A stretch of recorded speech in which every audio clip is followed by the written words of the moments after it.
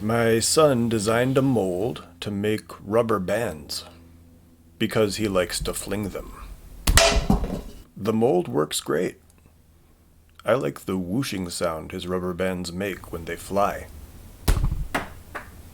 I tried making a rubber band mold too. I kinda went overboard, and it wound up being not as good for flinging as his. This one's nice and simple. Just a pull tab to help with demolding.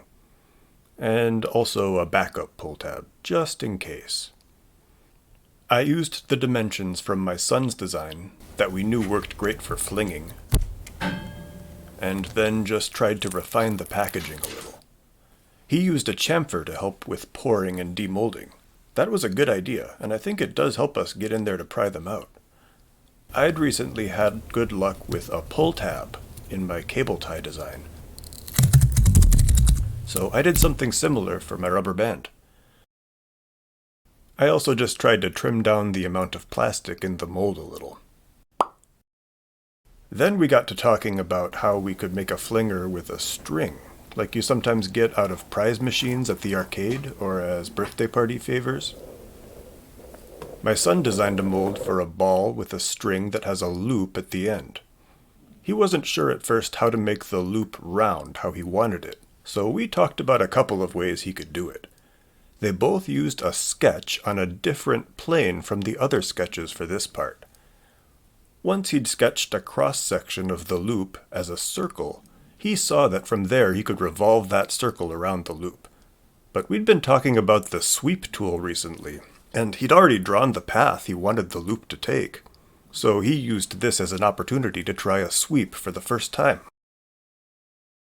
He put the pour hole on the ball end. That turned out to be a good idea, because the mold leaked a little, so it didn't wind up 100% filled up to the top. Good thing that didn't happen on the loop end. I also designed one. I tried to make the dimensions similar to his, but I designed mine to have an open mold for the string and loop, with a two-part mold tucked underneath for the ball. My aim here was to make the process of going from mold to toy easy. It's easy to demold, since we can just twist like we do with our bouncy ball molds, which my son designed.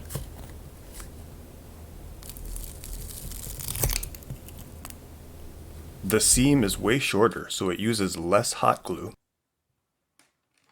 And it's also easier to clamp tight while we're gluing. Those two combined make it easier to avoid leaks like we had on the vertical mold. And as long as we get a clean pour, there's no flashing along the string.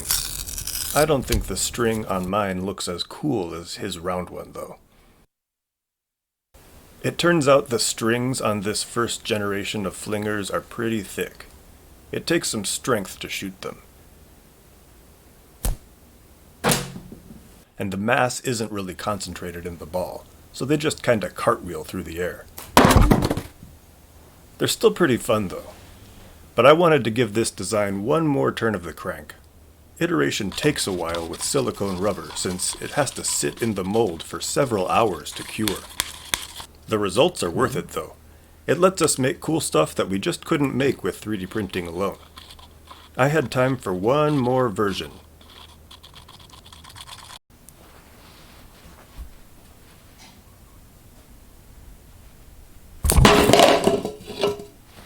That's a fantastic flinger.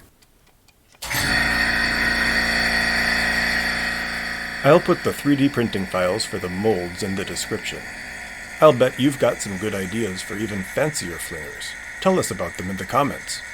These won't be our final flingers, and we love trying ideas from our friends and family. Thanks for watching. See you next week.